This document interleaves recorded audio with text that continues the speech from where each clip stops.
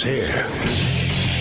Now, broadcasting from the underground command post, deep in the bowels of a hidden bunker, somewhere under the brick and steel of a nondescript building, we've once again made contact with our leader, Mark Levin.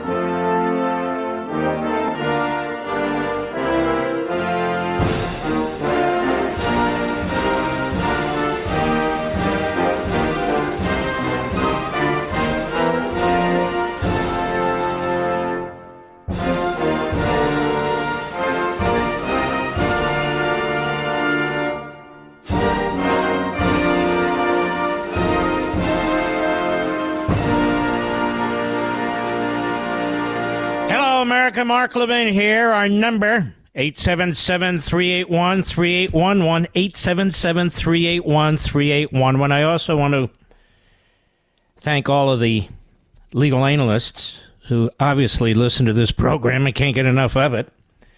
Mediocrite, media doesn't matter, all the other reprobates out there.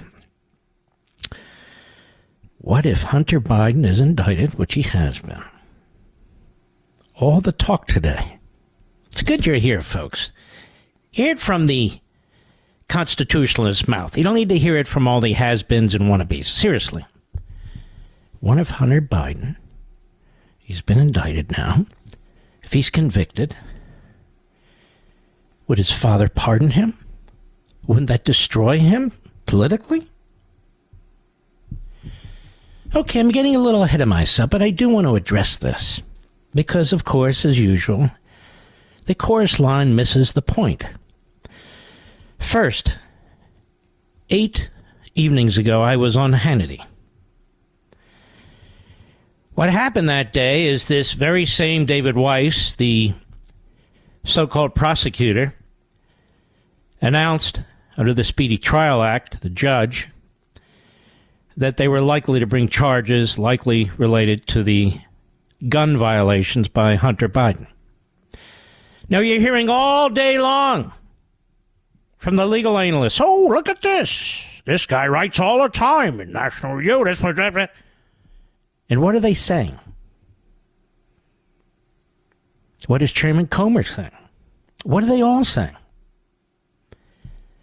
They're saying what I told you 8 nights ago. Here it is. September 6th, Hannity Show, cut 1, go. First of all, Sean, on this indictment, the ruse is obvious.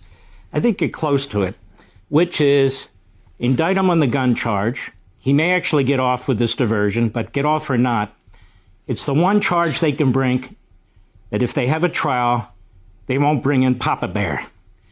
If he's indicted on a tax issue, if he's indicted on FARA, you could bring Biden in as a co-conspirator. You can bring him in other ways. You can open up an entire line of questioning involving Joe Biden. On the gun matter, it's very narrow. It's very compartmentalized, so it does not affect Joe Biden directly. So that's the ruse that's taking place here. Wow. Holy mackerel. You know, other than 14.5 million of you folks through the course of a week, other than you, you know I've said this. If you listen to radio all day and watch TV all day, you wouldn't have known I said this. It's like, wow, really? So all day long, this is what I'm watching and hearing. I'm laughing. I'm literally laughing. They happen to be right. They're only 8 days late. That's okay. That's okay. Now we get the latest from the experts, the legal analysts. Can Joe Biden pardon his son? Well, of course Joe Biden can pardon his son. But if he pardons his son, it will destroy his electoral chances. Do you hear this one all day, Mr. Producer? It'll destroy his electoral chances. No, it won't. Why? Because he can wait till after the election to pardon his son. Why? Because his son's lawyer happens to be one of the best defense lawyers, Abbe Lowell. And Abbe Lowell's already said the diversion agreement is a deal that sticks. That's number one ground for appeal.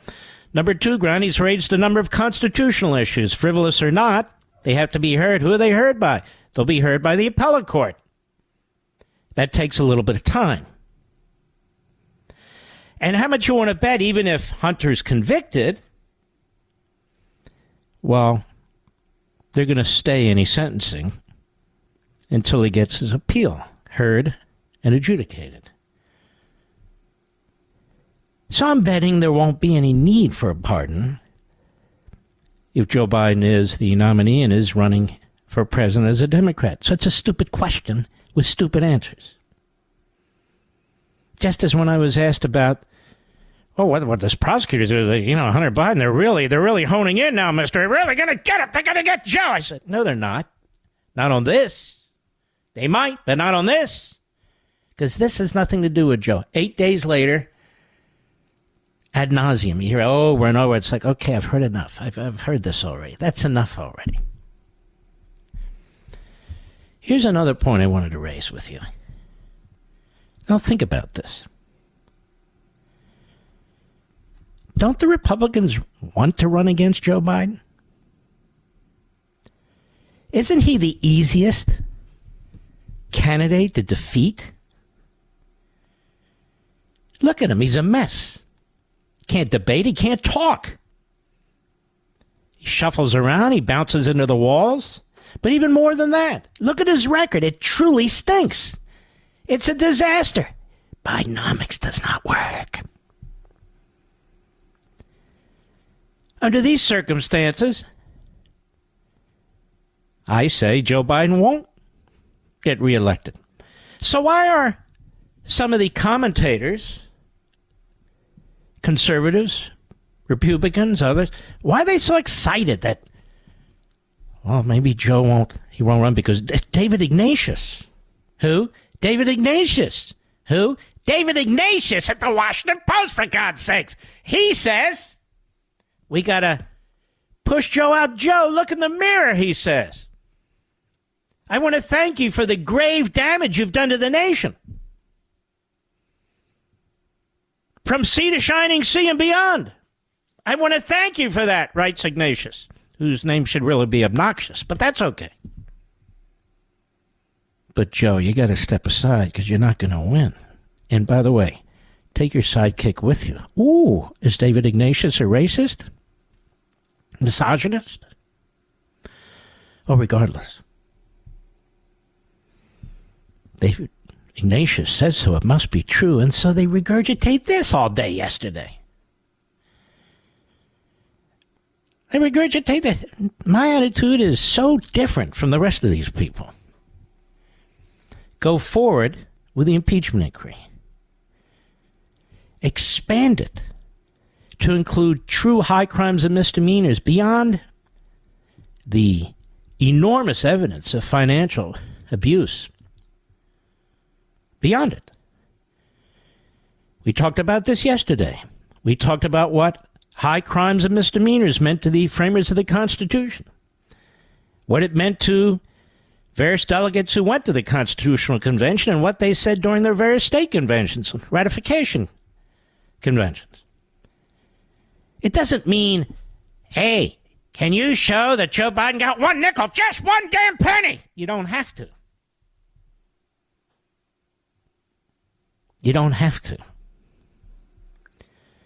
As we discussed at length yesterday, an open southern border where people pour across and commit crimes, where fentanyl and other deadly drugs come across the border and murder, kill our people.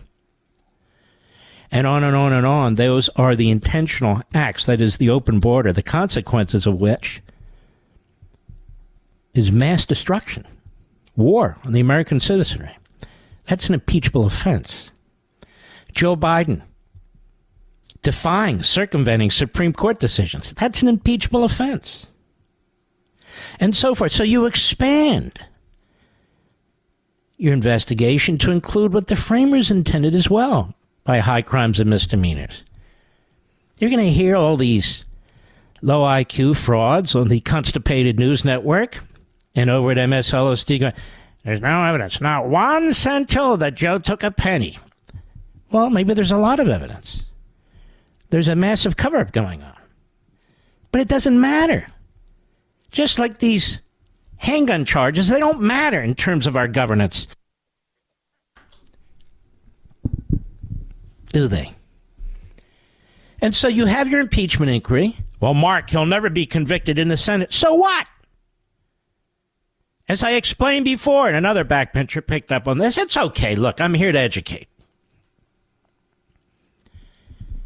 We've had three presidents impeached, one twice. And not once was there a financial matter. Not once. Doesn't mean there can't be. But impeachment doesn't follow the criminal code. I mean, there could be a crime committed that is impeachable, no question about that. But that's not the bounds of the impeachment clause. Matter of fact, it's more grievous if you do exactly what Joe Biden's been doing. Destroying separation of powers. Destroying the independence of the Supreme Court. Destroying our immigration laws. Causing widespread crime within the country. Widespread death within the country with fentanyl and other drugs. The direct consequences of his decisions. And these aren't just mere policy differences. The man is part of a revolution, right? And then, of course, when they look into this, they need to look into what the Justice Department's been doing, what the FBI's been doing, and the whole smorgasbord of impeachable offenses. I won't bother telling you you heard it here first and so forth. It doesn't matter. I've just decided. You know, Rush used to tell me how frustrating it was that people would steal his stuff. And so he started, you'll notice, putting sort of a background marker, particular kind of noise on things he would say. And he did it, not because he knew it would work. He did it to try and tell people, you know, figure out your own ideas. Use your own thoughts. Use your own head. I am similarly frustrated. But you know what? I shouldn't be. It's been going on a long, long time. Long time. Now, Nancy Pelosi, October 15, 2019, you know, they're making a lot. Even saw one of the legal analysts up there saying, you know, it's interesting, you know, the position of the United States Department of Justice under Trump was, unless the full House votes on a impeachment inquiry, it's not constitutionally legitimate. Okay, fine. The Department of Justice doesn't get to decide for the House of Representatives what's constitutionally legitimate. They have their own power under the Constitution. I'm just saying, nice try, but that's not true. Nancy Pelosi broke that precedent. She broke that tradition. It's not constitutionally compelled, but she broke it because she was in a hurry to hang Trump from a telephone pole. Now, we know for a matter of fact that that's what she did. Now, later on, she would go ahead and take the vote. But so what? In order to open an impeachment inquiry, she basically issued a fiat. And Kevin McCarthy on this program pointed out yesterday, she set the precedent. And he's right. You have to fight fire with fire. You're going to get burned otherwise. The Republicans play by the rules. They're not even the rules. By phony rules, and the Democrats are there throwing political Molotov cocktails. I'm sick and tired of it. So good for McCarthy. But here's Nancy Pelosi lying through her dentures. Cut 3, go. As the distinguished chairman said, there's no requirement that we have a vote. And so we, Who's the distinguished chairman? That slob, what's his name? Adam Schiff? He's distinguished? Is it reprobate? Start from the top, please. Go ahead. As the distinguished chairman said, there's no requirement that we have a vote. And so we, at this time, we will not be having a vote. And I'm very pleased with the thoughtfulness of our caucus in terms of being supportive of the path that we are on in terms of fairness. Yes. By the way, have you noticed, Mr. B, her face is dripping? Her face is dripping. Too many facelifts. And they tie that skin behind their head, you know? It's coming loose. Somebody needs to tighten it up. Like a Boy Scout, they know how to do those knots. I'll be right back. Mark Levin.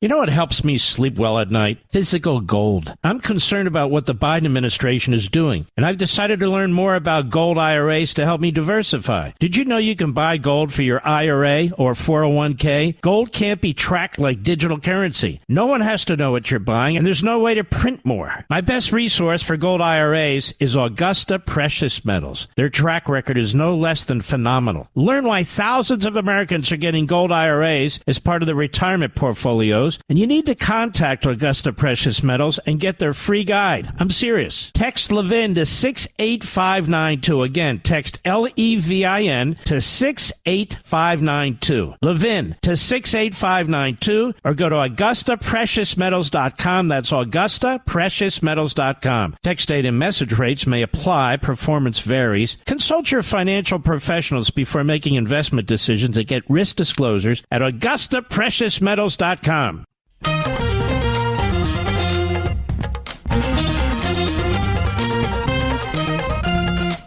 By the way, before I forget, tomorrow evening begins the Rosh Hashanah New Year for Jewish people like me. And so I want to wish my fellow Jews and Jewish people everywhere a Happy New Year, starting tomorrow. And by the way, everybody can celebrate, you know. Now, just to repeat, Nancy Pelosi, October 15, 2019. Cut 3, go. As the distinguished chairman said, there's no requirement that we have a vote. And so we, at this time, we will not be having a vote. And I'm very pleased with the thoughtfulness of our caucus in terms of being supportive of the path that we are on in terms of shut fairness. Up, you mumbling buffoon. Oh, and they praised her. Remember when she was speaker? Oh, my God, we've never seen anything like her. She's just unbelievable. Unbelievable. Yes, the dragon lady with the iron fist, fascistic in so many ways, was unbelievable. Okay, that's the marker. October 15, 2019. She says she was told by the distinguished reprobate, Adam Smith, there's no requirement that we have a vote, and so at this time we will not be having a vote. Now, what did she say today in the morning schmo show? Well, I'll let you know in a minute. We'll be right back.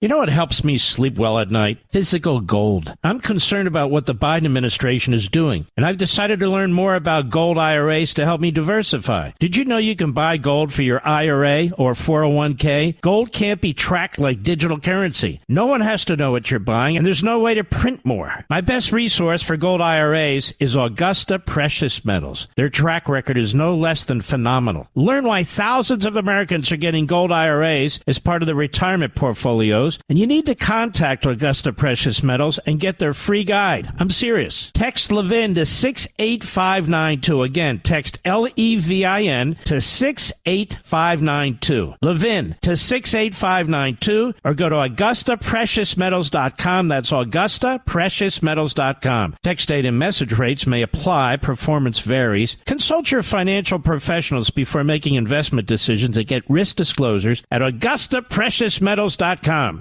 When Mark Levin was a kid, his teachers didn't like his snide sense of humor. Today, they still don't like it. Call Mark Levin now at 877-381-3811. There's no requirement that we have a vote, and so at this time we will not be having a vote. That would be on impeachment. That would be Broomhilda. Nancy Pelosi, October 15, 2019. Now here she is on the Morning Schmo Show, knowing full well that she will not be pressed. No. She's asked by Willie Geist. Willie Geist is better than Scarborough. Scarborough has to be one of the dumbest people, not just on TV, period. Mr. Deliverance, the banjo-playing little kid on the bridge. And I think that's why Colby Hall over at Mediocreite is so attracted to the Morning Schmo and Mrs. Schmo. So obsessed with them. I get people keep sending me stuff on this guy, Colby Hall, who's the senior editor, the editor-in-chief, the managing editor, and all around schmo over there at Mediaite. He's proud of it, too.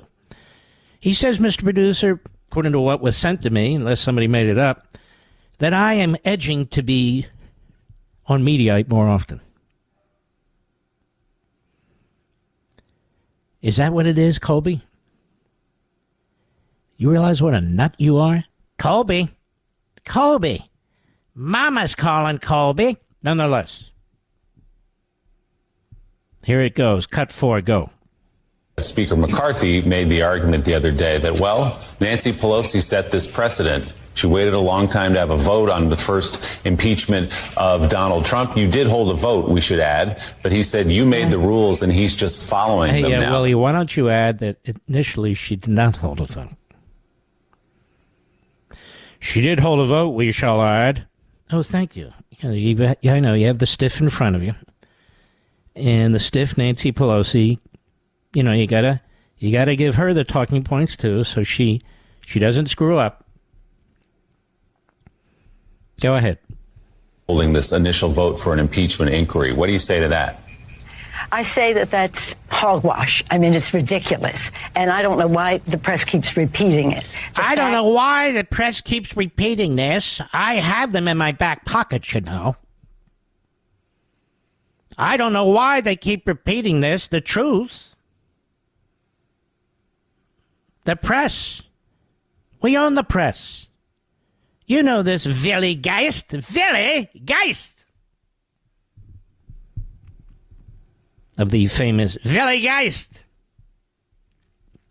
High Wire Act. Nonetheless, that's hogwash, she says, America. No, why would she say that? I'll tell you why. Because the hard left Democrats lie and lie and lie on small things and big, and it doesn't matter to them. It doesn't matter to them. That's why. And so this argument's taken up by some legal analysts who say, you know, the Department of Justice said, you know, unless the House votes, and you know, but Nancy broke the glass ceiling on that one too. She breaks glass all the time. She changed the rules on the fly. I mean, she actually led an impeachment against Donald Trump, not an impeachment inquiry, an impeachment, without an inquiry, without a hearing, without evidence. And they voted that he's to be impeached for leading an insurrection and sedition on January 6th. Wow, that's pretty tough. And of course, she had her January 6th commission set up like an old Soviet-style, you know, joke of a court who did her bidding for her. By the way, does anybody know where Adam Kinzinger is? Anybody know what insane asylum that guy's in? Well, here he is on CNN yesterday with Anderson Cooper. And you know, you can see where all the malcontents go. They go to CNN and MSNBC, one of the Sunday shows on the network. That's where they wind up. It's where they're welcome. This is where Chris Christie goes. Chris Christie is more comfortable being on CNN and MSNBC than coming on this program where I can take him on. Mr. Tough Guy. Mr. Tough Guy. Cut 13. Go. Congressman Kinzinger, I referred to David Ignatius's Washington Post. Wait a minute. Who? David Ignatius? His Washington Post piece? This guy, David Ignatius. In Washington, D.C. He must be so thrilled with himself. And all he does is regurgitate crap that's handed to him. That's all he does. He's not a serious person. That's all he... Here, David, can you regurgitate this? Yes, of course. David, can you... Of course. Of course, Hillary. Of course, Comey. Of course, Obama. Of course, Biden. Oh, this guy's unbelievable. Unbelievable. So there's Anderson Cooper, whose greatest accomplishment was to interview Stormy Daniels. That was this guy, and I kept watching the guy's eyes. You know where they went. This guy, Anderson Cooper. Unbelievable. All right, go ahead. Speaker Pelosi, Ignatius arguing that President Biden should not run again. He said, I think Biden risks undoing his greatest achievement, which was stopping Trump. Do you think... the greatest achievement was stopping Trump and destroying the rest of the country. But hey, it's time for him to go. He's too old. And then there's Scarborough yesterday saying, everybody I talk to. Sounds like a real goober. Everybody I talk to tells not 99.9%, 100%. And talking about goobers, this guy, James Carville. They could drag this guy out from under a rock all the time? Or the raging Cajun? No. The low IQ buffoon is what he is. Yeah. Go ahead. Trump again? Yeah, he can. I mean, it is a risk, and it's a risk that, and a decision that my Democratic friends have to make, because if you have I don't mean this pejoratively, but kind of a McConnell moment where he freezes or seems to be thinking... I don't mean it pejoratively. No. I mean it in all earnestness. If you have a McConnell moment, if you're staring at the sky for 35 seconds, but I don't mean it as a shot. No, it's not an attack. It just is what it is, He doesn't say a Fetterman moment. He doesn't say a Biden moment. He doesn't say a Feinstein moment. It's a McConnell moment for him. Because he knows he's on CNN. Get in line. Go ahead. That is going to be the number one issue Republicans run on. I mean, you already hear, some presidential candidates saying it's really a run against Kamala Harris. And so I do think it's a risk Democrats take, but I don't want to take away from the fact that, look, I may disagree with Joe Biden on a lot of issues, but he has been quite effective. I mean, there you go, America. There you go. Kinzinger, Joe Biden's been quite effective. No, he's been destructive, you moron, not effective. Unless you mean effective in his destruction, but you don't mean that. What I've noticed is these anti-Trumpers, never Trumpers, these RINOs, Republican establishment types, non-conservatives, they don't just criticize us. They praise the other side. They praise them. Joe's really been quite effective at what? Well, training the strategic reserve. What else? Destroying the border. Well, there's anarchy. Very, very constructive. Massive deficit spending leading to massive inflation, massive interest rates. Oh, he's been very effective, America. Oh, yes. Passing the CHIPS Act. He says, I was the only Republican to vote for this. Well, then, my God, let's forget about all that. He passed the CHIPS Act? Wow. The CHIPS Act. What would we do without Kinzinger? Look, I was the only Republican to vote for that, Go ahead. You think about passing the CHIPS Act, which I think I was the only Republican to actually vote for, his infrastructure bill. I didn't vote for and didn't agree with the Inflation Reduction Act, but that was still a big accomplishment on his end. Big accomplishment? It's a big accomplishment to pass a bill that was fraudulently named, that was a massive redistribution of wealth to the climate change.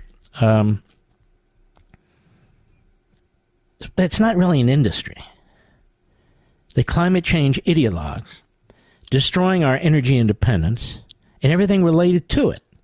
Hey, you know, that was a great accomplishment right there, I'll tell you what.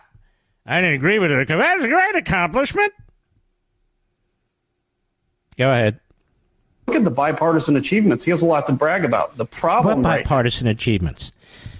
The one bipartisan achievement he has to brag about, brag all over the place, was when Mitch McConnell and 16 or 17 other RINOs voted with him for a $1 trillion infrastructure bill to precede the other multi-trillion-dollar so-called infrastructure bill. You remember that, Mr. Producer?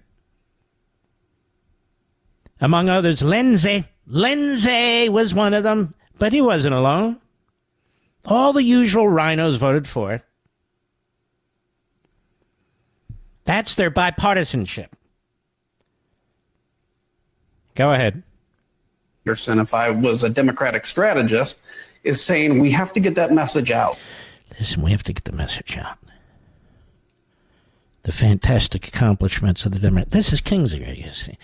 Kinzinger first ran for the Republican primary in a little district outside of Chicago, suburban district, bedroom community, as a Tea Party candidate. Like this clown Walsh, this a-hole Walsh who's all over the place grifting left and right.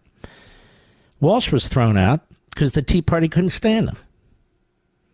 Kinzinger was challenged, and the Tea Party turned on him because he turned out to be a Boehner RINO. They couldn't get him out. The district was changed by the legislature. He's always owed the Democrats in the legislature. And now you see another former so-called Tea Party type. And they're out there talking about integrity and character and the rest of it, you know, and how great Biden really is. I guess he didn't read the piece by David Ignatius, Mr. Producer. David Ignatius. Did David Ignatius chisel his column in granite tablets? I mean, we have all kinds of holidays coming up. Shouldn't we be reading from the pulpit, from the works of David Ignatius? Who? David Ignatius. Who? David Ignatius. How do you spell that? D-A-V-I? No, the last. I have no idea. But he spoke. And we will repeat it over and over and over again. It's unbelievable. David Ignatius. And he says, Biden's too old. He should step aside and let somebody else run. Now, ladies and gentlemen, truth, everybody's been saying that. Except me. I want Biden to run. He's not too old. He's senile. Just because you're old doesn't mean you're senile. He's old and senile. Old, senile, and corrupt. Old, senile, corrupt, and a Manchurian president. Now, that's a lot. I'll be right back. Mark Levin.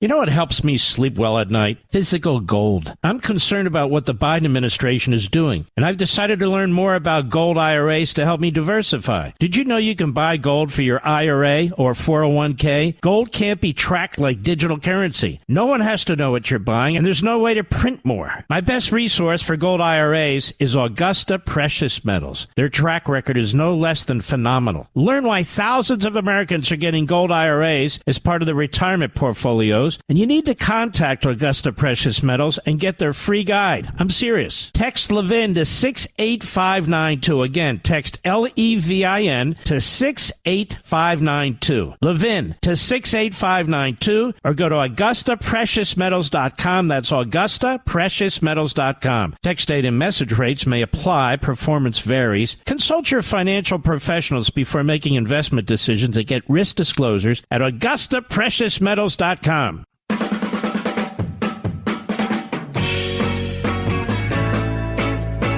Did I read somewhere, Mr. Producer, that Marco Rubio is opposed to an impeachment inquiry? Can you check that out for me? I don't want to besmirch him. I want to know if that's accurate. We haven't heard about from Mark in a long time. When he has a book, usually we bring him on the program at his request. Otherwise, we don't hear much from him. I don't know why. You folks in the Tea Party are responsible for him being in the United States Senate, quite frankly. I've always gotten along with him. I like Marco. I do. I really do. What's not to like? But this would be very interesting, wouldn't it? No, I can't listen. And his last book was great, talking about Marxism, something I've been talking about a lot. And here we're in the middle of a revolution that is sort of Marxism light, this revolution, American Marxism. And the man who's led it has done great violence to our society and to our culture. Seems to fit to me squarely within the terms of high crimes and misdemeanors. And I can explain it to the slow listeners who are legal analysts, self-described, if they'd like. But that would surprise me. So, what did he say? Impeachments can't be routine. Did somebody say they should be? Impeachments can't be routine. Got that. Well, are you in or out on this impeachment inquiry? He doesn't say. Okay. Well, there's a lot of solid, well, not a lot of solid Republican senators. There's very few of them. But the solid Republican senators have been saying yes, of course. Like our buddy Ted Cruz, among others. The fact that Hunter Biden is indicted on gun charges is really not relevant to too much. And so be very careful out there when you hear people chasing their tails or watch them chasing their tails or chasing cars.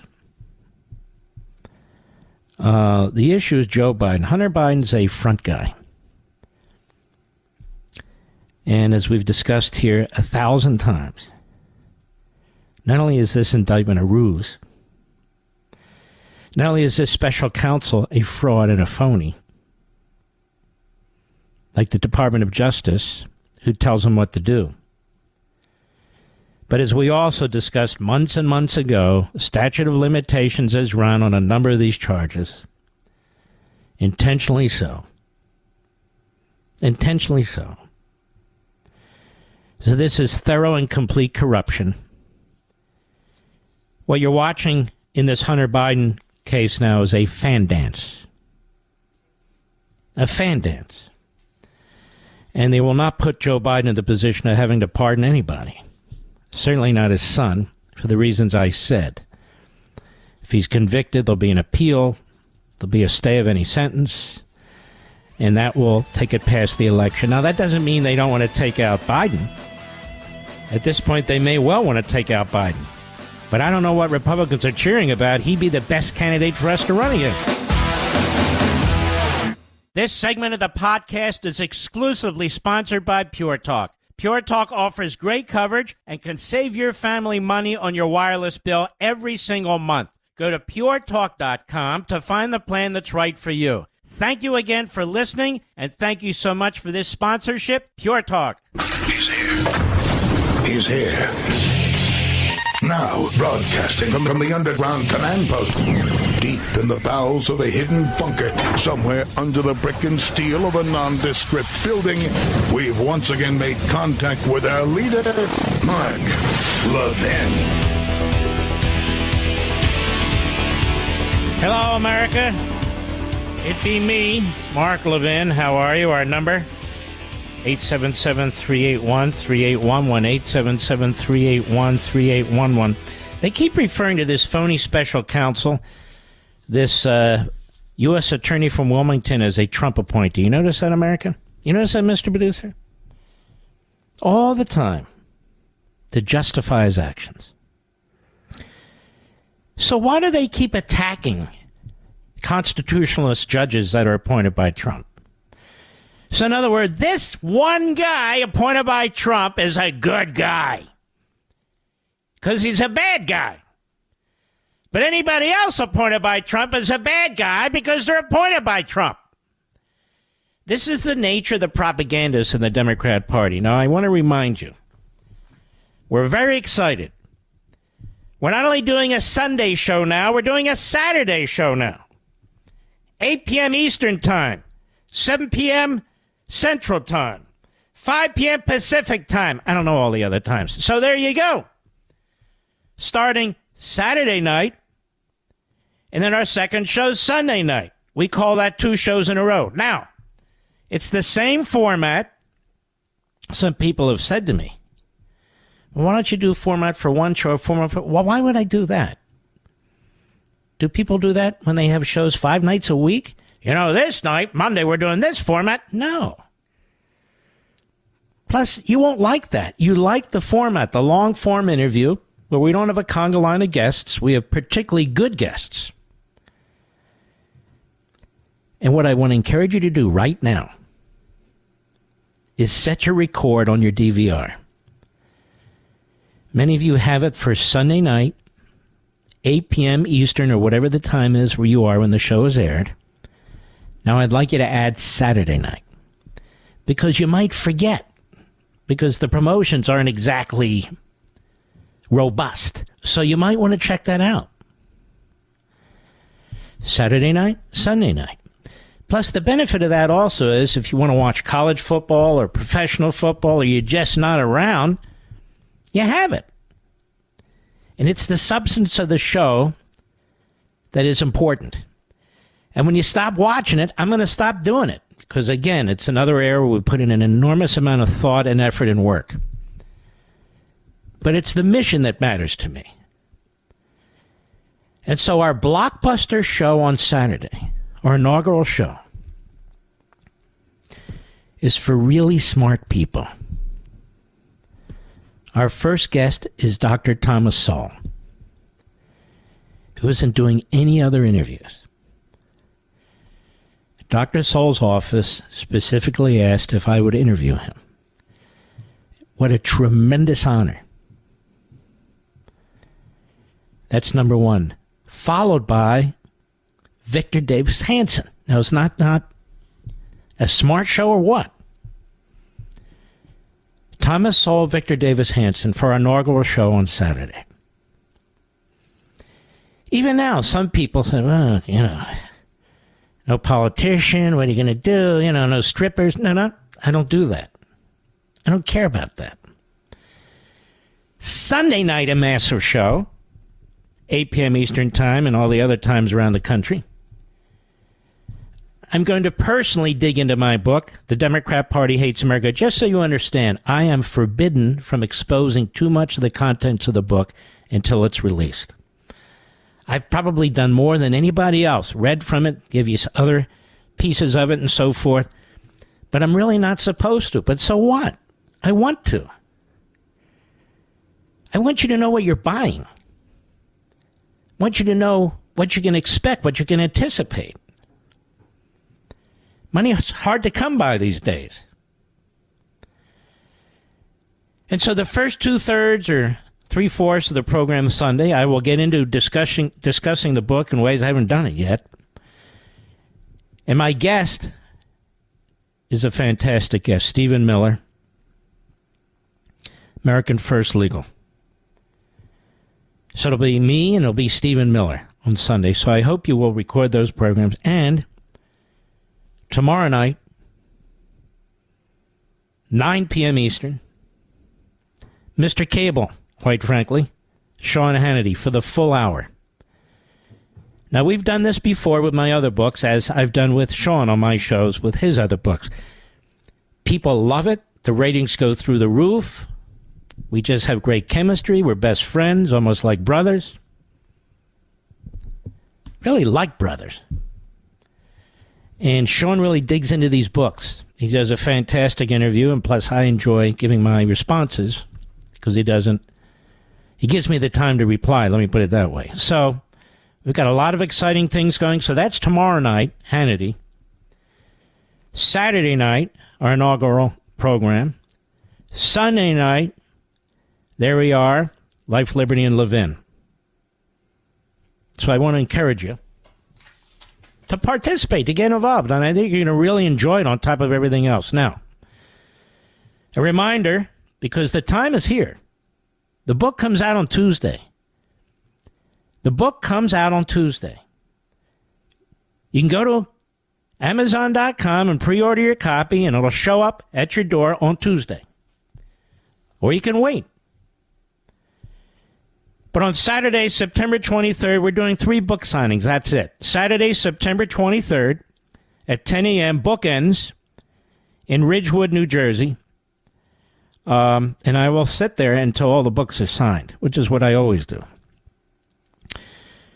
Then when we're done in Ridgewood, New Jersey at bookends, really one of our favorite bookstores, I'm going to head back to Virginia. So the next afternoon, Sunday, September 24th at 1 p.m., I will be at Barnes & Noble, Tyson's Corner, McLean, Virginia, another favorite spot of ours. And I want to make sure I'm there with plenty of time to sign all your books. It's right there at the mall, so you can have a meal, you can enjoy yourself, and get in line, and we can all say hi to each other. And by the way, Ridgewood, New Jersey, September 23rd, they have great restaurants in that town. It's a fantastic little town. It's a fantastic independent bookstore. Barnes & Noble has always been supportive of what we do. So there's that. And then finally, Saturday, October 21, the Reagan Presidential Foundation. Now, unfortunately, we have a sold-out auditorium, but there are still a few spots left, I am told. I checked yesterday from the muckety-mucks there. There's only a few spots left, as I understand it. From those who want to purchase a ticket, you are insured a book and a place in line so we can meet and greet, and I can sign your book. It's obviously less expensive than the whole 4 or 5 hours there. And not only that, I like the way they do it, which is, and most of them do it this way now, you get a time frame. You know, you need to be here, and I'm giving an example, 1:30 to 2:30, so you're not necessarily standing there for 5 hours. Although I got to tell you, people have met their wives and their husbands in these lines. I mean, before they were wives and husbands, Mr. Producer. And they make dear, dear friends. So it's really an event. Every one of these, all 3 of these, they're really events. And they're really fantastic. So I hope you'll join us. And one of the things I'm hoping we're able to do, just because I'm competitive, is that we knock off this guy, Isaacson. I think his name's Walter Isaacson, a so-called historian who's one of the advisors to Joe Biden, who's sort of written this weird book about Elon Musk. Now, can I tell you a little secret? I could write books like that until I'm blue in the face for the rest of my life. Pick a subject, interview the person over and over again, interview his friends and family, you know, be a scribe, basically, write stuff down, put a cover on it and sell it, and then talk it up, gossip, give my opinion on it. Where does that get us? Nowhere. I also want to thank all the news platforms that have asked to speak to me about what I consider a very, very important subject. Oh, wait a minute. Not a single news platform has asked to interview me. Not one. But they mostly never do. Not one. But they mostly never do. And you want to know why, America? They don't like the title of the book, and they don't like the subject of the book. That's why it's very, very important that we promote the title of the book and the subject of the book, because that's what's key. The Democrat Party doesn't get to hide anymore, not after Tuesday. And once you read this book, you'll see why. You'll see why there's just level after level after level of veneer to protect Franklin Roosevelt, who was a racist and a bigot and an anti-Semite and a socialist. You're going to get it all unvarnished. Joseph Kennedy Sr., Lyndon Johnson, Margaret Stanger, Woodrow Wilson, W.E.B. Du Bois, that's right, and more, and many more. The movement behind the so-called white dominant society attacks. You're going to learn all about it. You hear about it. Many of you are subjected to it. Even if you're not white, you're subjected to it. It's time to blow the lie off the roof of that, too, and I do it in a complete chapter. The war against family, nuclear family, where does that come from? Well, you know a little bit because we've talked about that. But now you'll know a ton. But you're going to know a whole lot of stuff, and the question is, who's behind all this? For the first time, a conservative, a constitutionalist, a serious writer, for the first time, takes on the evil empire, which is the Democrat Party. The Republican Party has a lot of problems. More quislings than you can count. Gutless wonders galore. People who would rather make deals with the Democrats than take them on. Many of them are just lazy. I honestly believe the Republican establishment today, the Republican elites, the Bushy types and their advisors and so forth would never have supported the election of Abraham Lincoln in 1860. Oh, you know what's going to happen to the purple areas of the country? And really, they're very, very extremists on the slavery issue. Can't we meet halfway? Can't we meet halfway? Can't we figure something out? You know damn well I'm right. I also know that these same Republicans opposed Ronald Reagan. It took 3 tries for Ronald Reagan to be the nominee of the Republican Party. 2 very aggressive efforts. And they did everything they could to stop him. And they were told over and over again he can't win. Karl Rove and the Bushies told us he can't win. Mitch McConnell said he can't win. The Republican establishment in Washington did everything they could to stop him.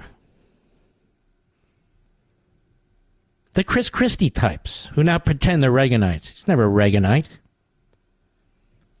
He was Bush all the way, by the way. He was appointed to the Department of Justice.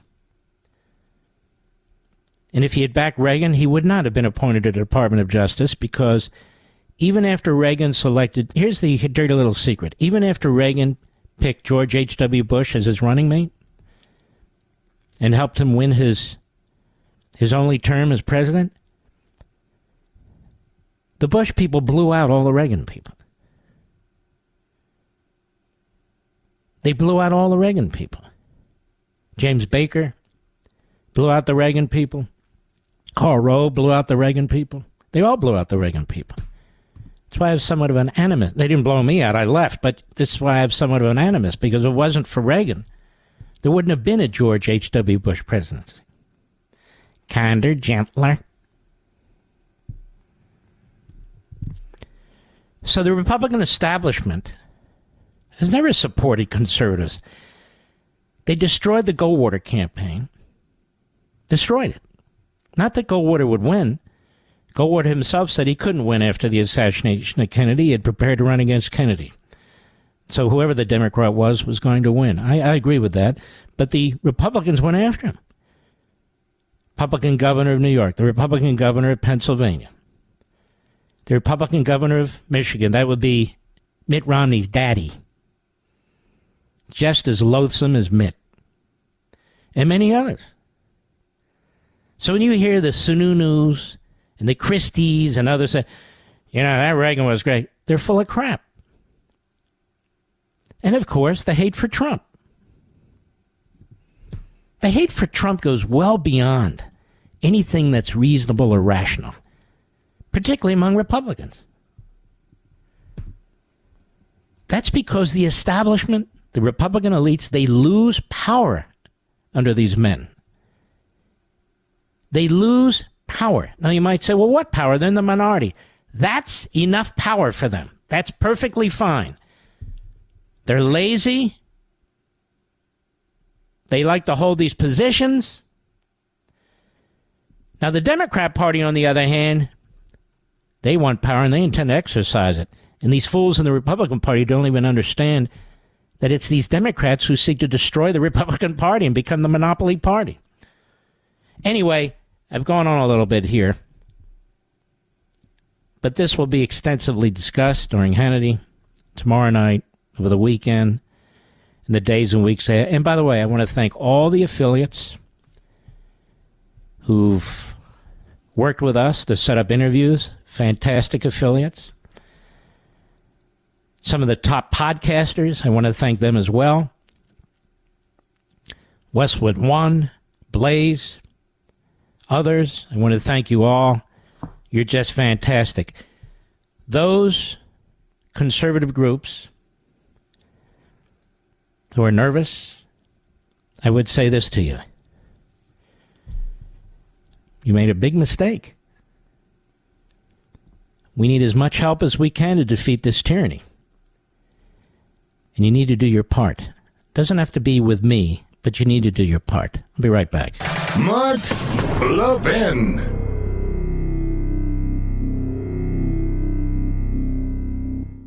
Is your cell phone in desperate need of replacement? You know the signs, right? Short battery life, so you have to have a charger on hand. Cracked screen that gives you glass splinters. Ouch. It's time to put that old phone to rest and upgrade to a new 5G Samsung Galaxy from Pure Talk for free. Get a free 5G Samsung Galaxy with 2-day battery life, edge-to-edge display, and ultra-strong Gorilla Glass when you sign up for Pure Talk's unlimited talk, text, and 15 gig data plan for just $35 a month. Plus, it comes with mobile hotspot. Get all the data you could ever need for half the price of the big carriers on America's most dependable 5G network. Make the switch to my cell phone company, Pure Talk, today. Just dial pound 250 and say Mark Levin for your free, super durable 5G Samsung Galaxy when you switch to Pure Talk. Dial pound 250, say Mark Levin. Pure Talk, simply smarter wireless. I'm telling you, it's so frustrating how conservatives, Republicans, hosts, guests, writers, whatever, they seem to be wanting to preemptively do for the Democrats what the Democrats would like to do for themselves, and that is get rid of Biden. Biden is the easiest candidate for us to defeat, and he's not running the country. This Politburo is. So even if they manage to remove him prior to the election, the Politburo is still there. That's number one. Number two, Mark, what about an impeachment inquiry and impeachment? What about it? No president's ever been removed by a vote of the Senate. The point of impeachment today really isn't even to remove a president. It's to expose him or her to the electorate. I'll be right back.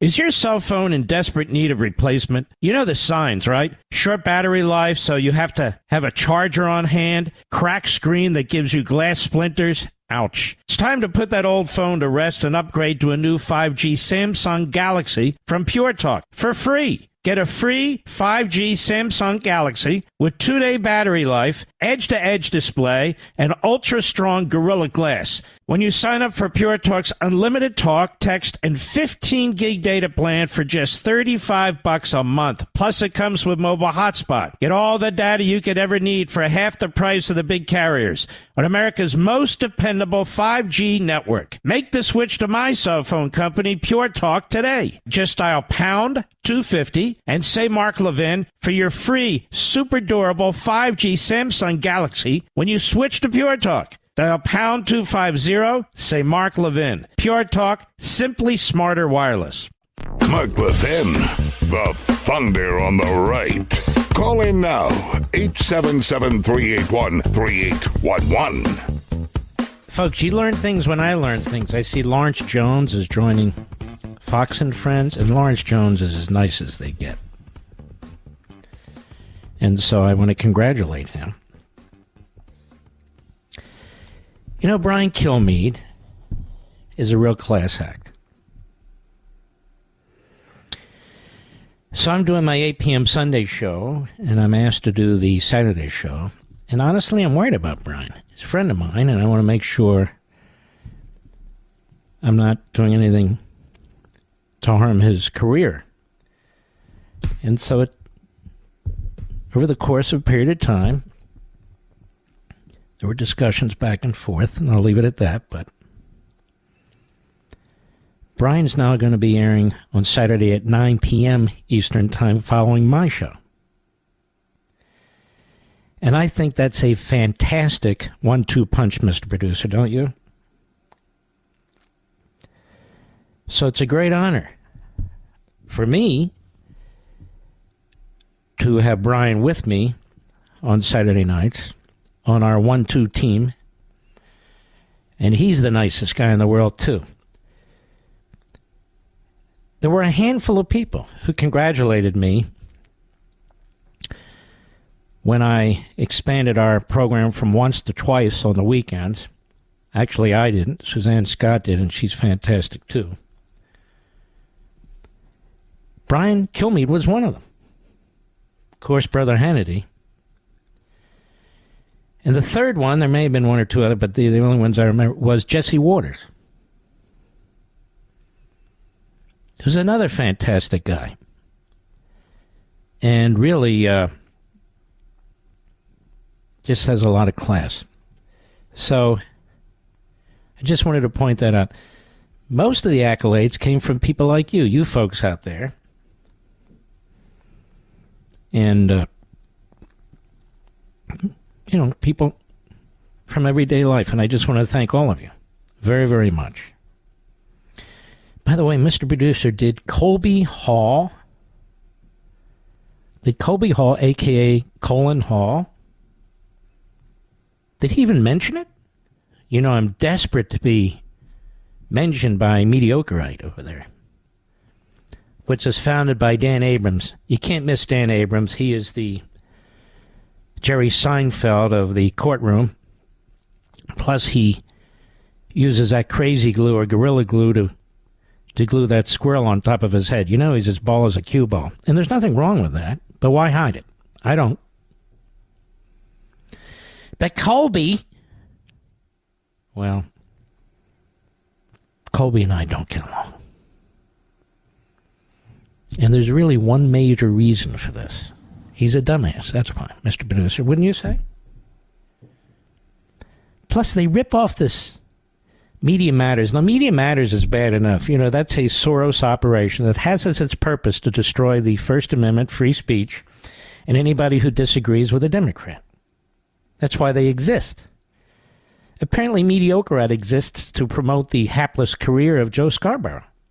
Oh, and to attack Fox, too. Colby Hall. I've never talked to this reprobate. And why should I? Learned a long time ago, don't reach down. Have you heard that phrase, Mr. Producer? I only reach down to slap around the reprobates. That's all. Other than that, I don't reach down. Main reason is I don't even know what that means, quite frankly. So I'll be on Hannity tomorrow night. I'll be on my own news show, Saturday night, 8 p.m. Eastern. I'll be on my own Sunday show, Sunday, 8 p.m. Eastern. But I also will be on Fox and Friends Sunday. Fox and Friends Sunday. I love those guys. So it begins in earnest. Here we go. 16 long months. Really too long. I've been itching to get this going and get it out, but it takes time. That's the nature of the beast. Do we have a caller? I mean, I got lots of news here, but do we have a really good caller I can go to, Mr. Producer? Mike, Washington, D.C., the great WMAL, or as we like to call it, WMWA. Go right ahead, please. The great one. How you doing? Very well, thank you. How are you, brother? Very well, thank you. All right, I'm calling back. I called her like a month ago leading up to her, and now it's official. We can go after her. The Secret Service Director, Kimberly Cheeto. She was assigned to Joe Biden's vice presidential detail from 2014 to 2016. She would have been at the meetings, on the planes, all the discussions, etc. She dispatched the people to pick up the gun in Delaware. How do you know? And then she left the Secret Service. Hold on now. Slow down. You're making a direct allegation. How do you know she dispatched somebody to get the gun?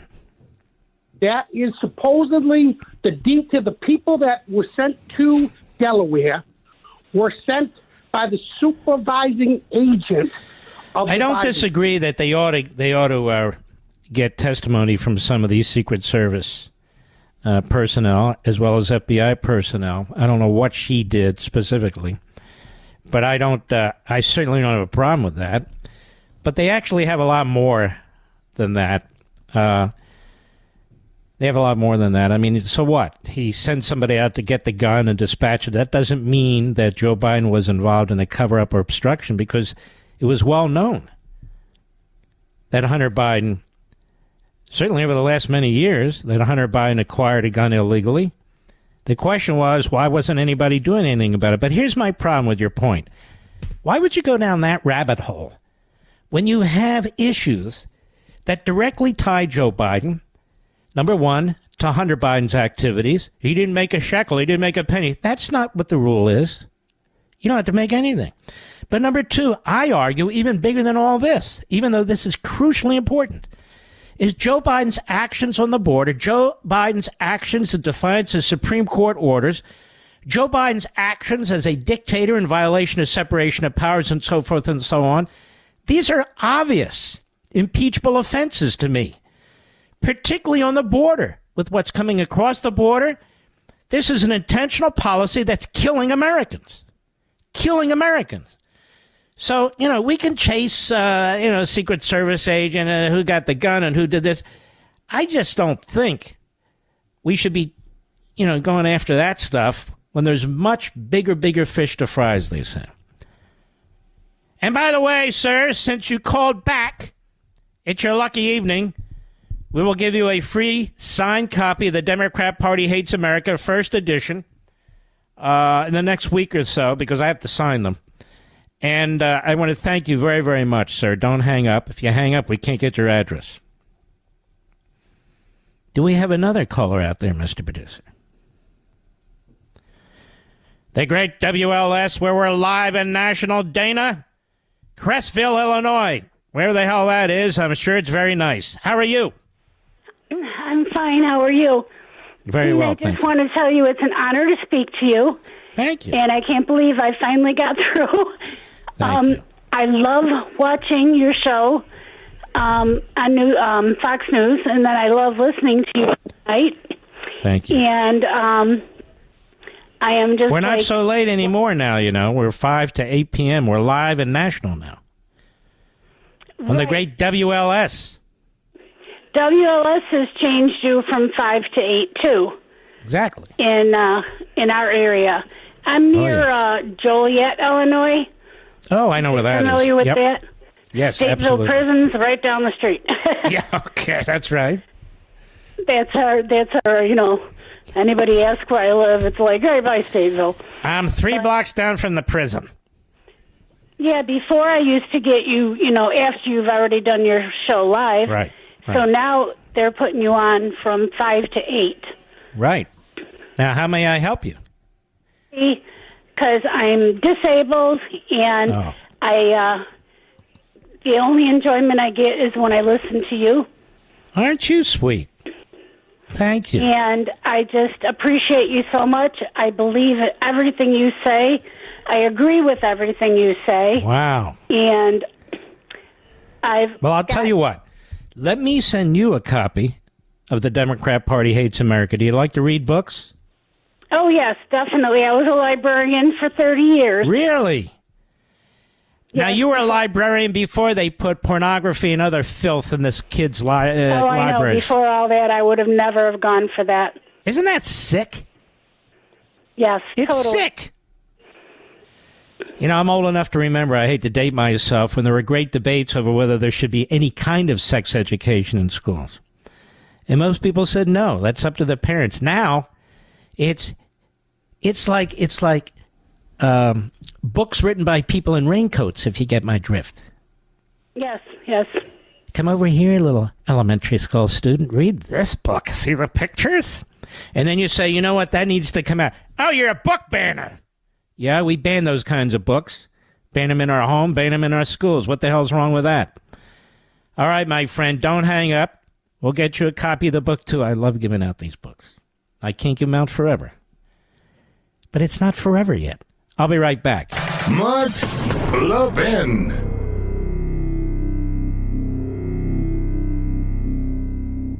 Is your cell phone in desperate need of replacement? You know the signs, right? Short battery life, so you have to have a charger on hand. Cracked screen that gives you glass splinters. Ouch. It's time to put that old phone to rest and upgrade to a new 5G Samsung Galaxy from Pure Talk for free. Get a free 5G Samsung Galaxy with 2-day battery life, edge-to-edge display, and ultra-strong Gorilla Glass when you sign up for Pure Talk's unlimited talk, text, and 15 gig data plan for just $35 a month. Plus, it comes with mobile hotspot. Get all the data you could ever need for half the price of the big carriers on America's most dependable 5G network. Make the switch to my cell phone company, Pure Talk, today. Just dial pound 250 and say Mark Levin for your free, super durable 5G Samsung Galaxy when you switch to Pure Talk. Dial pound 250, say Mark Levin. Pure Talk, simply smarter wireless. You know, it's funny. I guess it was 2 nights ago I went over the impeachment clause. I went over the history of impeachment, the language, treason, bribery, high crimes and misdemeanor, what it meant to the founders, the framers, what it meant to the ratifiers, with some ambiguity, no doubt. And I talked about, and I even did it tonight, 3 nights in a row, the impeachable offenses committed by Joe Biden. They really have nothing to do with Hunter. Now, don't get me wrong, there's those two. Again, for the 10th time, there's those two, and they're very, very important. But I think we need to broaden the argument here, because when you have an open border and do the sorts of things that are happening and it's intentional and in violation of federal law, that's an impeachable offense. In fact, that's clearly an impeachable offense. Well, I just saw a backbencher regurgitate, or heard a backbencher, not really see it, regurgitate that, and that's good. We're getting these arguments out now. There was another backbencher earlier today. How do I know? I don't know. I don't watch or hear all this stuff. People write me constantly. So we are getting our message out. So I do want you to know that in addition to millions and millions of you, people inside the Beltway are in fact listening. And that's a good thing. And even if they read my book and cherry pick out of the book, I suppose that's a good thing too. The point is to advance the mission of liberty and constitutionalism. When I wrote the book American Marxism, these very same people would not use the word Marxism. It was, the progressives, the liberals, the radicals. No, they're Marxists. It's an Americanized formula or model of Marxism. And that's the way it is. Way back when I wrote the book Liberty and Tyranny, nobody wanted to call the other side tyrannical. It was crazy. I can actually remember, I've been doing this 21 years. I can remember, and you can too, Mr. Bruiser, about 15 years ago, when I kept talking about, quote unquote, the Republican establishment. I got pushback from people like, who I like, Rich Lowry at National. What do they mean, Republican establishment? Remember all that, Rich? It's hilarious. Now it's common thought. That's why I think you listen to the show here. I don't follow all these other people. I don't need to. I don't want to. Republican establishment, and that's why John Boehner, of all the people he hated in media, he writes this barely literate book, and he attacks me. Says I led Rush and Sean, who prior to me, they were just so reasonable and rational. No. I didn't lead anybody. Rush was his own man. Sean is his own man. It's nothing to do with that. People come to conclusions after enough experience, and that was the conclusion. Where am I? Give me some help, Mr. Producer. Which one? Are you there? Good God. I do have to admit, though, the Republicans under Trump, they were pipers. They were pipers compared to these drunken Marxists who are spending like hell. I'll be right back.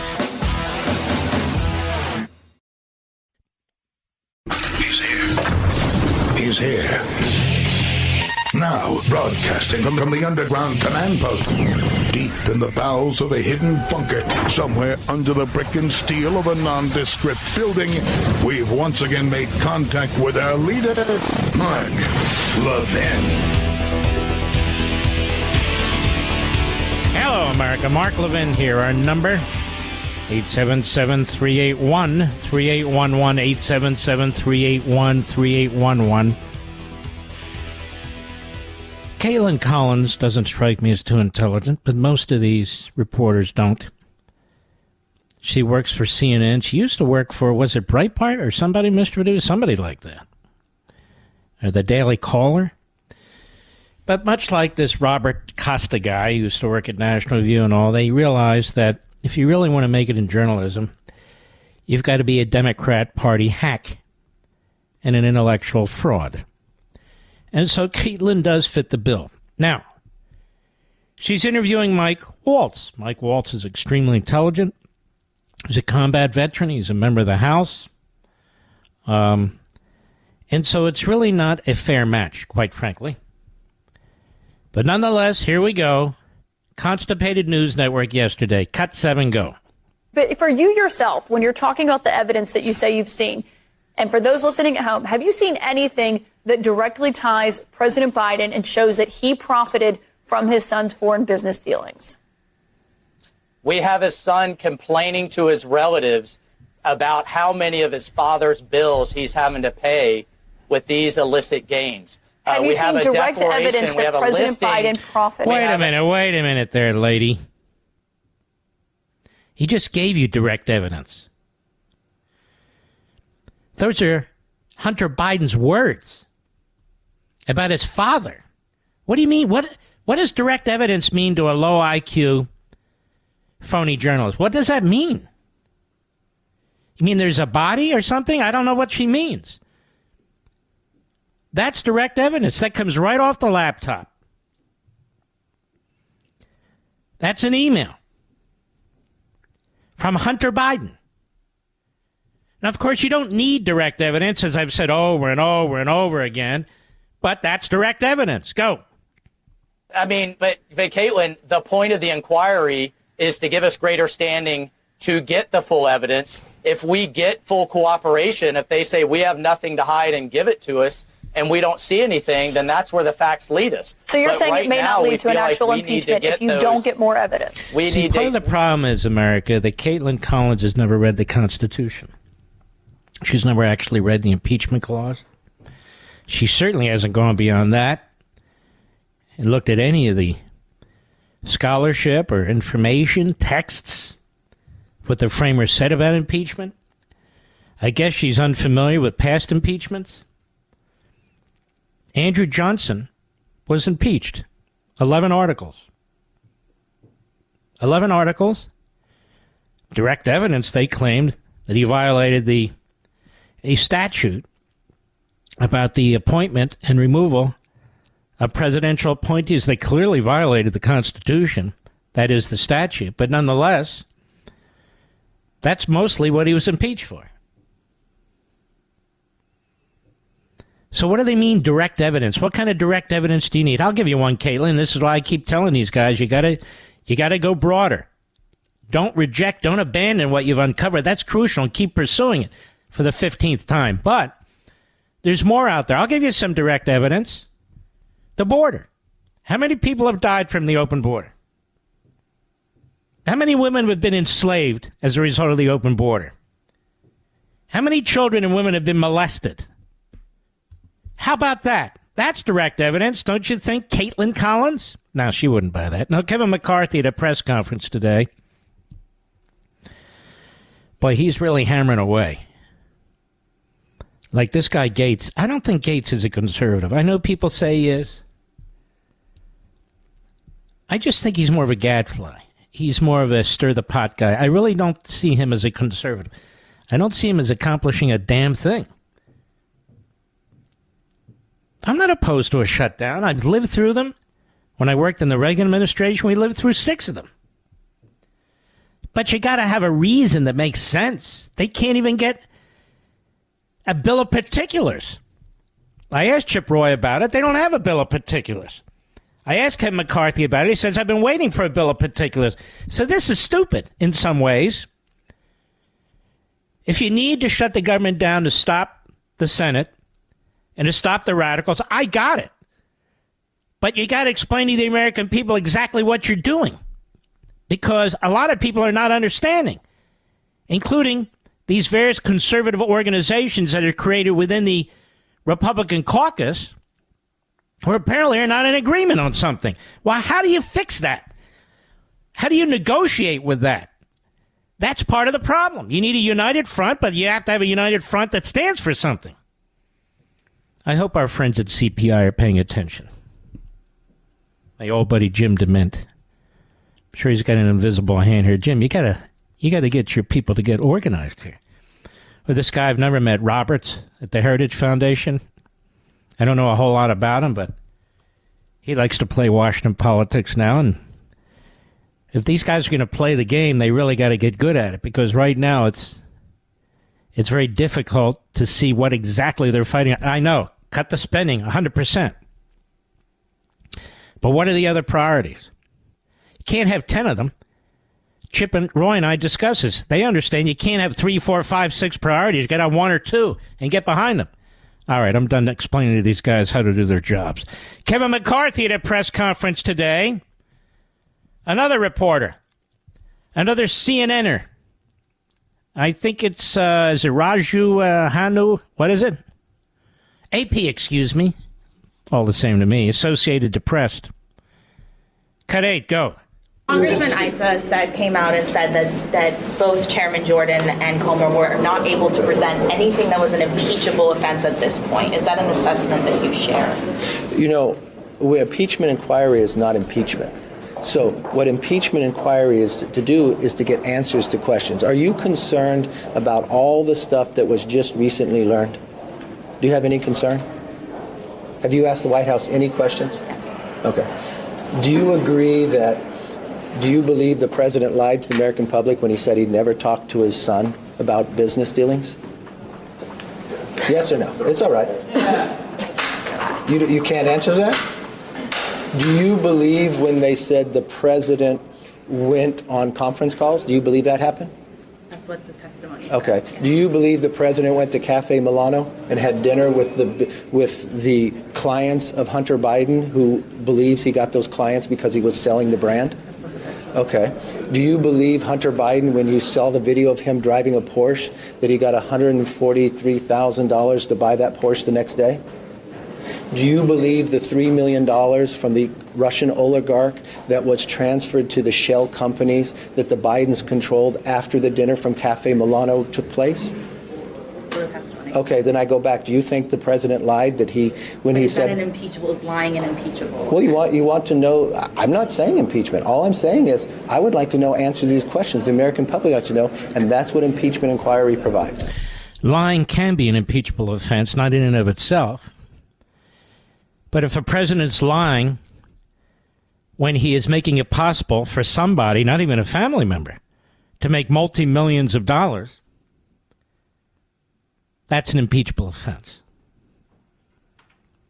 You can't use your office to benefit another individual like that. You can't sell your office. These are exactly the kind of violations of public trust the framers of the Constitution were talking about. Exactly.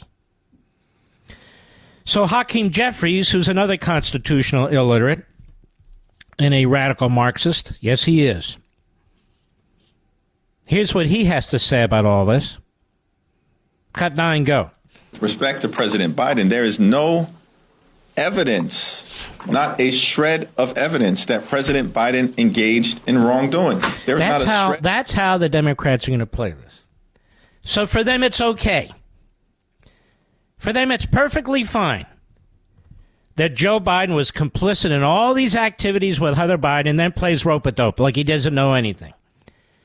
He doesn't know anything. He didn't see anything. He didn't hear anything. He didn't say anything. The golf outings, the meetings overseas, the Air Force Two flights, the staff-to-staff meetings, the partner-to-staff meetings between Hunter Biden's business partners and his vice presidential staff. All these shell corporations where all his family's making millions and millions of dollars. And all the rest of it. Hakeem Jeffries wants you to believe this is just the way it works. There's no problem here. Not a shred of evidence, the man says. Not a shred of evidence of anything. And in fact, they say that Republicans are going to really hurt themselves if they go this way. So why are they opposed to it then? If there's not a shred of anything there, and the Republicans are going to screw themselves, why are they so animated and objecting to this?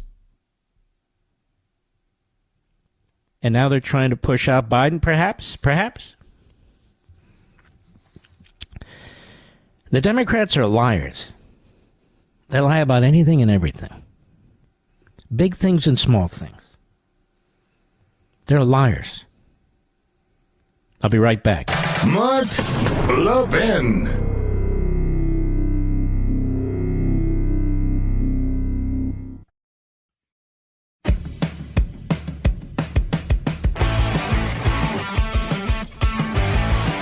Ron DeSantis, America's governor. Now, why do I call him America's governor?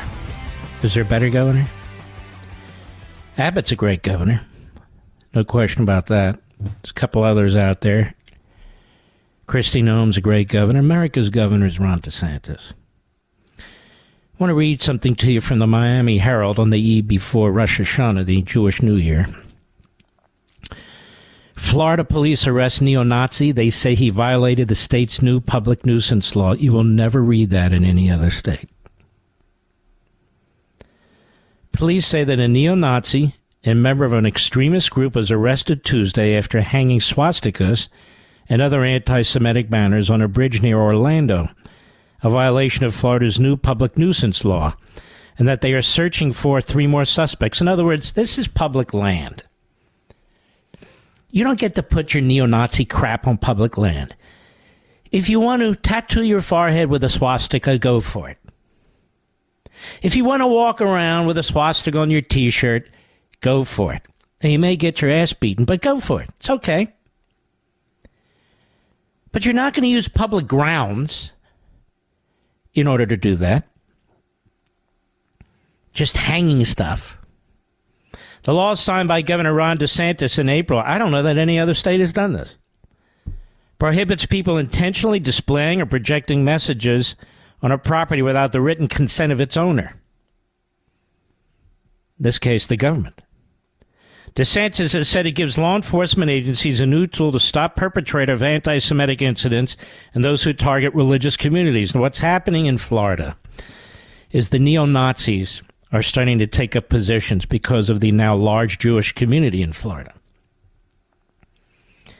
In South Florida, towards Miami, in the Palm Beach area, among others, Boca Raton, parts of Orlando, and so forth and so on. So what these neo-Nazis are doing is they're specifically going to these locations.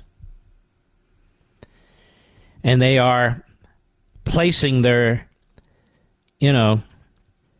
Nazi swastika signs and other stuff on people's cars, in parking lots, on people's private property. In Florida, at the direction of the governor, the legislature there passed a law and said, no, you're not going to do that. That's not the First Amendment. There is a First Amendment. You want to march down the street and say stuff? Go for it. But this is private property or other forms of property, and you are not free to do that.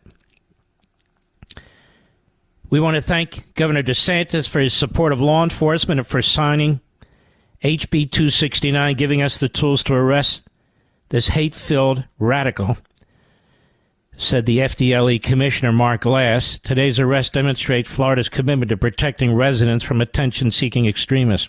There's lots of video out there, and that's what they do. They take this video, and they're stopping traffic, and you know, Orthodox Jews, not all, but most, with the long beards and the dress, certain types of clothing, but also Orthodox Jews wearing their yarmulkes and so forth, they're being brutally harassed. People getting right in their face, calling them the usual names and so forth. And so the governor said, I got to put an end to this. That's not free speech. Now, Brown's arrest affidavit says that an agent of the Florida Department of Law Enforcement observed an online video showing members of the hate group dressed in black or military-style camo affixing signs and banners along the Darrell Carter Parkway Bridge near Orlando on June 10. According to the agent, Brown and another person were observed affixing a swastika flag to the bridge. Other individuals installed a flag and a banner in support of white power and other racist messages. The agent noted that an officer with the Orange County Sheriff's Office who was at the location on June 10 witnessed Brown and so forth. Isn't it interesting? This story is not covered by The View.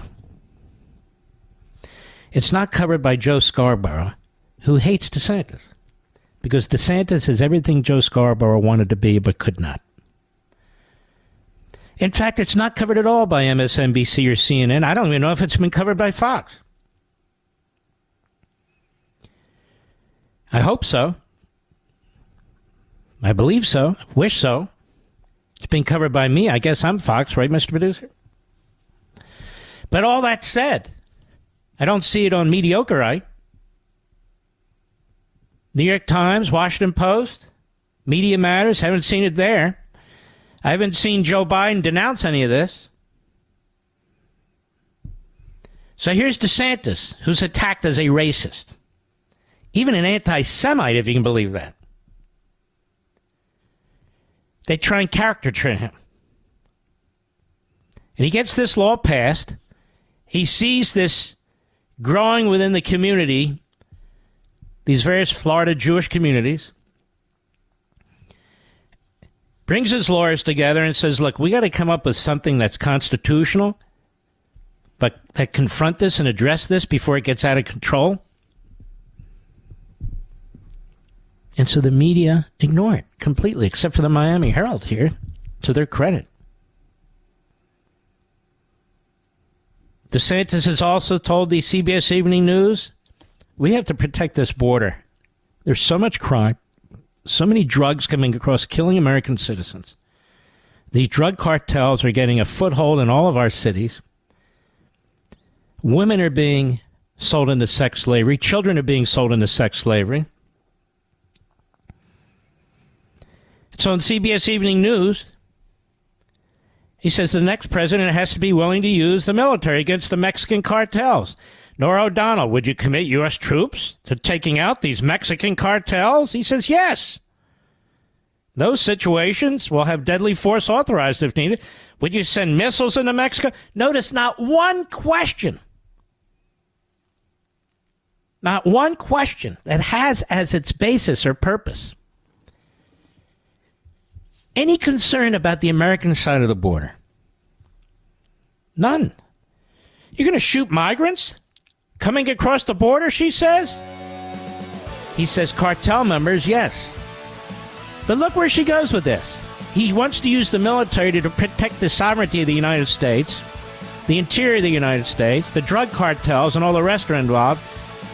And look where they go with it. I'll be right back. Mark Levin, America's Tyranny Hunter. Call in now, 877-381-3811. All right, Mr. Producer. All right, Mr. Call Screener. It's time. It's time! Isn't that what the UFC guy says? Yes, it is. All right, let's get a call. Who do you recommend? XM Satellite Mike, Cape Girardeau, Missouri. Cape Girardeau, Missouri. That sure sounds familiar, obviously. Go right ahead, please, Mike. Good evening, Mark. Yeah. It's a pleasure to talk to you. Thank you. First off, I'd like to say that thank you for giving a shout out to us truck drivers every evening at the end of your show. Thank you. I appreciate thank that. God for you folks. Listen to you. Appreciate that too. Thank you, sir. But the reason I called is several years ago, as I was trucking down the highway. It gets boring at times, trust me. But I just had regular radio, just standard AM, FM, and I was flipping through the channels. And, you know, as you go on down the road, sooner or later you're going to lose that channel. Right. But I came across this one station, just looking for something to listen to, and I heard this unique-sounding voice. And so I was intrigued. This is back during one of the Obama administrations. Right. So I was intrigued. So I thought, well, I'll listen to this guy. And I kept listening and listening. I was thinking, well, man, this guy is saying everything that I've been thinking. Mm-hmm. Who the hell is this guy? Mm-hmm. A few minutes later, I heard Mark Levin. That's it, and baby. I tell you, sir, I've been a big fan of you ever since. You're the reason I got Sirius XM. Well, I want to thank you. That's the Patriot Station. We love our satellite station in Sirius XM, and they've been with us a very, very long time, and we reach an awful lot of people with them. And I want to thank you for driving from one end of the country to the other, which is a monumental task. I'm sure people realize it. It's just not easy, and it gets much more difficult as each month goes by, much more costly. The regulations, when I watch one of these big 18-wheeler drive by with all those different numbers on the side, this state, the federal government, all the regulation, just to be able to drive a truck, it's really appalling. And I want to thank you, my friend. And let me ask you a question. Would you like a signed copy of the Democrat Party Hates America, or would you like an audio since you're driving a truck? Well, I would take the hardcover if you got it. And no, I would not like it. I would love it. Well, you're very kind. Very kind. I appreciate it. We will send you a signed copy, so do not hang up so we can get your address, please. Don't hang up. I love calls like this. I love to hear how people came across the program. I really do. Because if I don't hear from you, I have no idea how that happens. And we have such a huge audience on so many platforms, whether it's satellite or podcasting, live streaming. People download the app, Mark Levin Show app, or the iHeart Radio app, or good old-fashioned talk radio, AM, and in some places FM. We're on an incredible number of platforms with incredible number of listeners. And by the way, not just in the country, all over the world. We get calls from time to time. I am blessed. I cannot thank you enough, and that is why I do not abuse this platform. Try to be entertaining. I like to have fun. But I am not going to sit here day after day and BS you, and I'm not going to sit here day after day like a comic book character. No, and that's also why I think we have such a very close relationship, because I tell you what I think, and you know I'm not screwing around. And when I tell you what I think, it's not because I want to get into your good graces. It's because this is what I think. Who's next, Mr. Producer? KSNT, Tucson, Arizona. Matthew, how are you? We love Tucson, Arizona here. You got that international gem show. I love it. Go right ahead, please. Hey, I just wanted to bring up the fact that, I don't see it talk too much about the hypocrisy of, them calling us most Republicans and conservatives fascists, when they themselves are doing the exact thing that they're calling us about and stuff like that.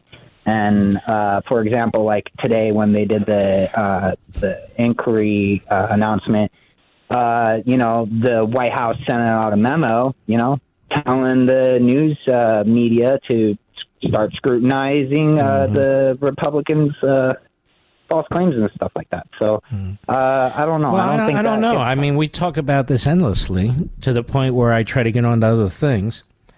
I don't want to come on the show every day and say the Democrats call us what they are. I mean, how long does that take?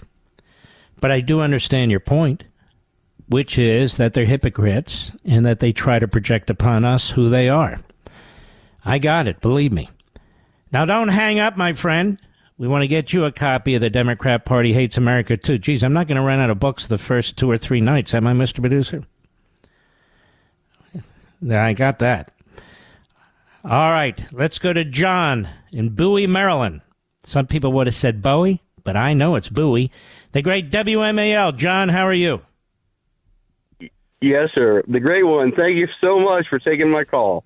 Thank you, sir. I originally called in. I've had your phone number in my phone for quite some time. I didn't know if I'd ever get a chance to talk to you. I really appreciate listening to you because you got it all together, let me tell you. When you get revved up, I mean, I really love to hear you talk. But the reason why I called tonight was to find out tomorrow's the day I'm going to order the 10 books from Amazon. So I figured I better call and find out if there was a promo code. And if there's not, I understand. But the thing is, I just wanted to do the right thing, but I'm going to order 10 books. But because I got That's a lot of books here in Maryland. And, yeah, that's fine. Yeah, but it's only fair because, you know what?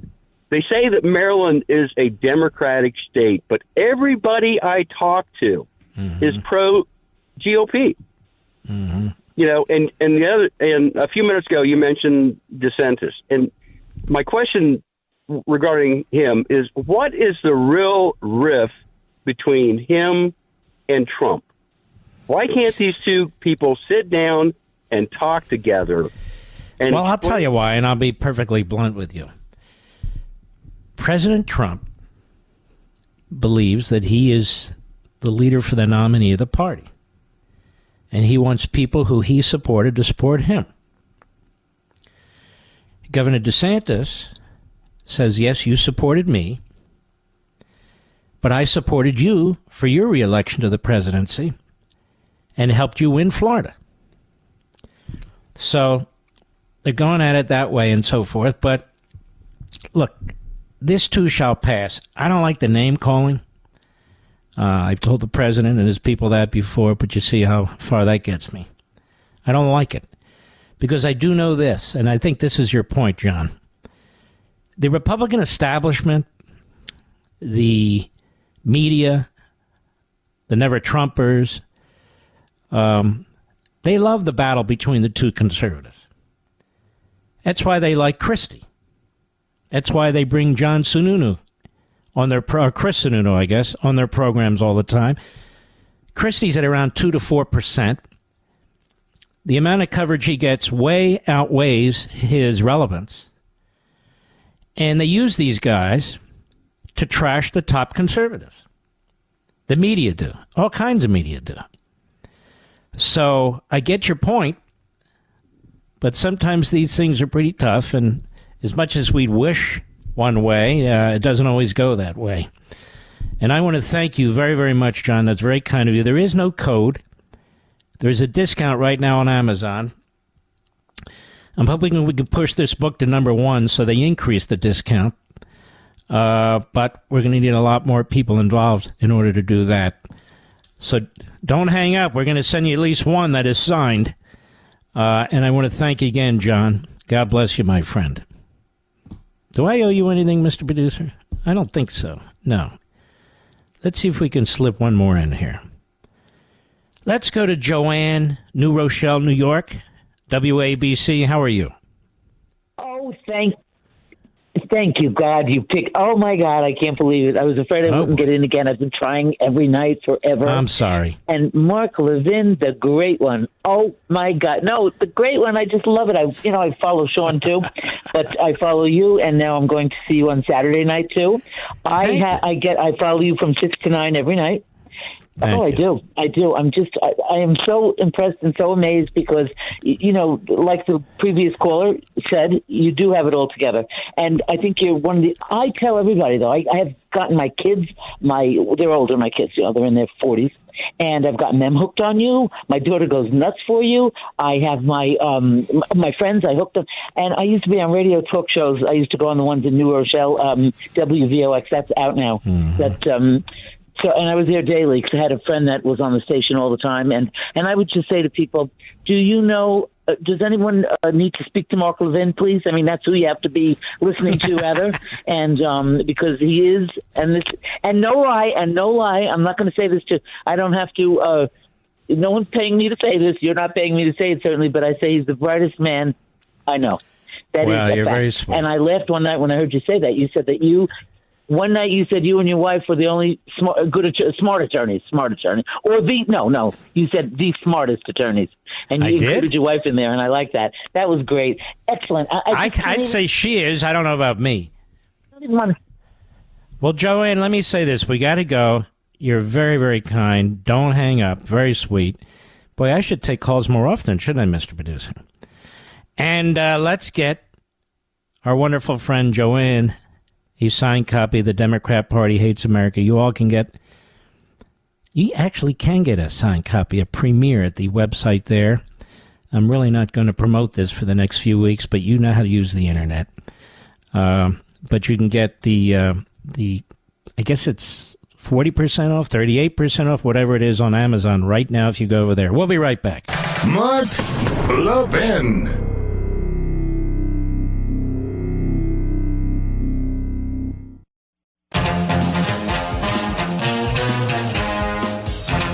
Folks, honestly, now's the time to pull the trigger if you want to grab a copy of The Democrat Party Hates America. Now's the time. The book's out Tuesday. The big discussion begins tomorrow night with Hannity. It's right, sitting there on Amazon.com. And I hope you jump in. Now's really the time. All right, here's Ron DeSantis on CBS Evening News last night with Norah O'Donnell. Cut 16, go. Would you commit U.S. troops to taking out these Mexican cartels? We are going to lean in and we are going to defend our country. And so I was at the border in Arizona. So there was one part where there was a stretch of wall. These guys are working on the base of the wall. I'm like, what are you doing? They're like, well, we're repairing it. I'm like, what happened? They said the cartels can cut through. I mean, these are big steel beams and they're cutting through. And yet they're being allowed to come in to our country. They got backpacks on with fentanyl and all this stuff. So in those situations, yes, we will have deadly force authorized. Would you send missiles into Mexico? We would use all available. The tactics, I think, can be debated. If you have something you want to accomplish, people would brief you on the different ways to be able to do it. So that would be dependent on the situation. But I think you're totally... But launching military forces into Mexico is a much different standard. That's why I'm asking this question. But the reality is, they are overrunning our border. They're sex trafficking, they're human trafficking, and they're bringing in massive quantities of drugs. I mean, our country is being invaded. Stop right there. Now watch how little she gives a damn about any of that. Go ahead. The question is, do we just throw up our hands and do we say there's nothing we can do about it, or does a leader take action? Because I'll tell you this. Is it a border?